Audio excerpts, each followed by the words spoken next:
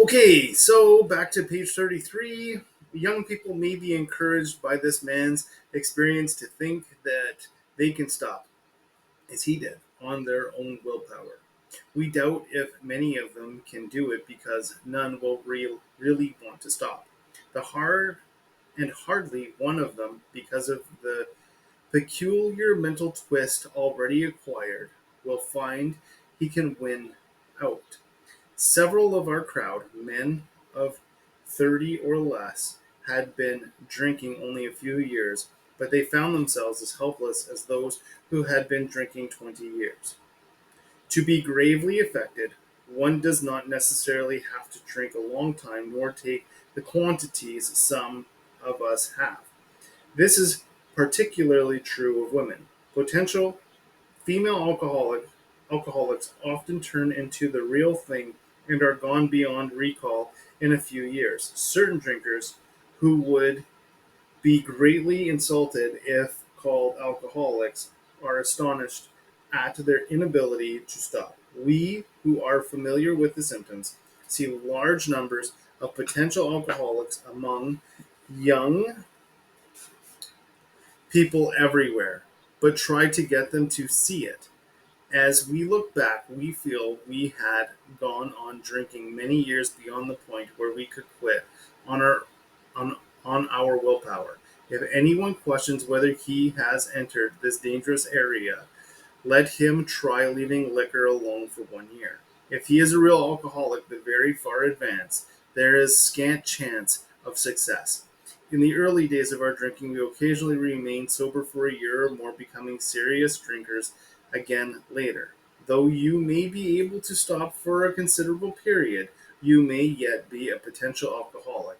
We think few to whom this book will appeal can stay dry anything like a year. Some will be drunk the day after making this resolution, most of them within a few weeks.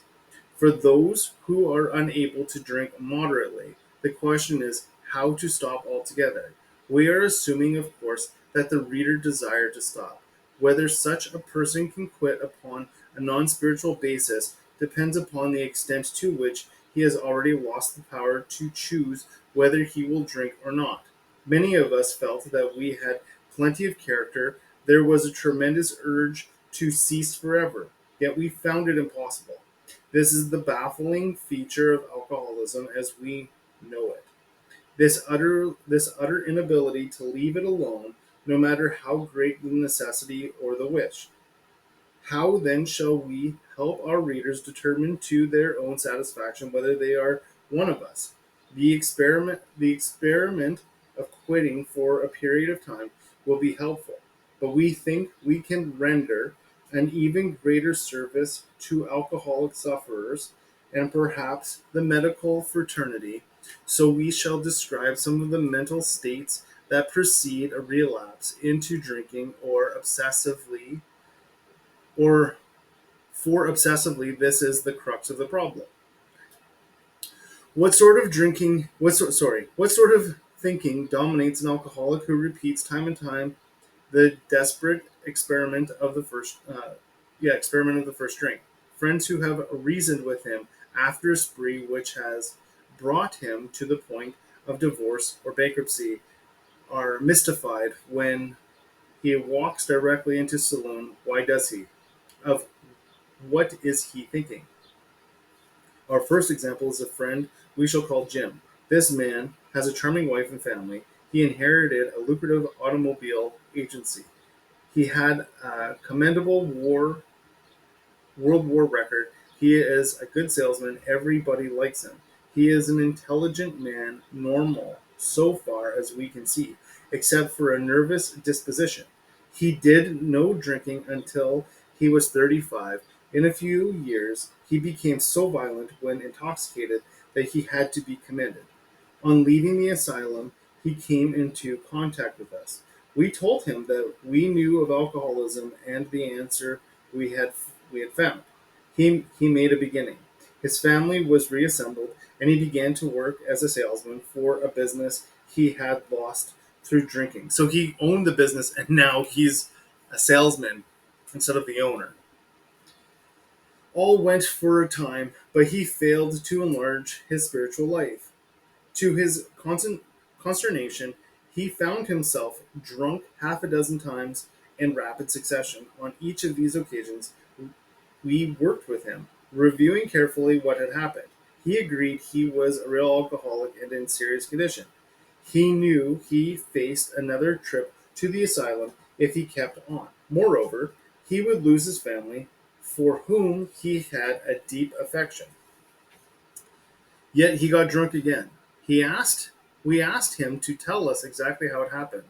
This is his story. I came to work on Tuesday morning. I remembered I felt irritated that I had to be a salesman for a concern of one's own. I had a few words with the boss, but nothing serious. Then I decided to drive into the country and see one of my prospects for a car. On the way, I felt hungry, so I stopped at a roadside place where they have a bar. I had no intention of drinking. I just thought I would get a sandwich.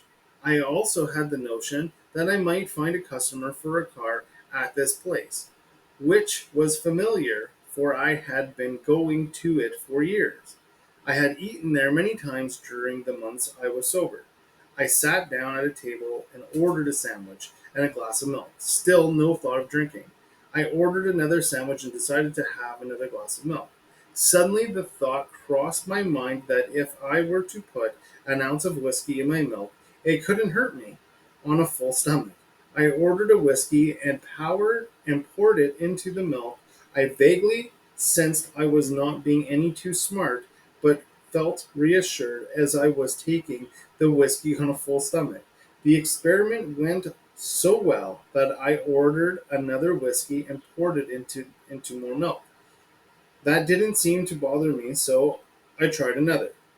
Thus started one more journey to the asylum. So that was the set of the allergy. He wasn't being vigilant about his allergy, and he wasn't really participating, obviously, in any sort of spiritual enlargement, as we say. Thus started one more journey to the asylum for Jim. Here was the threat of commitment, the loss of family and position, to say nothing of that intense mental and physical suffering which drinking always caused him. He had much knowledge about himself as an alcoholic, yet all reason for not drinking were easily pushed aside in favor of the foolish idea that he could take whiskey if only he mixed it with milk. Whatever the precise definition of the word may be, we call this plain insanity. How can such a lack of proportion of the ability to think straight be called anything else? So he thought that if he had put the whiskey in milk, it would all change. It didn't. He ended up going back to the asylum one more time. This is the fact for us. It's never going to change. You try to tell a real addict or alcoholic, only take a shot today, only do a gram. Shit, I'm going to take more of it just to spite you, to show you that I can do more. That's what we do. So keep that in mind. Yeah, alcoholism is a real son of a gun, boy. Let me tell you, it can take you down fast. So I'm going to stop there. We're almost at time. Know that uh, our mind is sitting there doing push-ups, right, waiting for us to be weak. And the insidious insanity is so baffling when it is impressed upon us that maybe we can drink some near beer today. It's not the alcohol in the beer that might set you off. It could be the taste that gets you on your next run. Uh, that's just the way that we are. So with that, I digress, and another video for tomorrow. Hope you have a beautiful day today.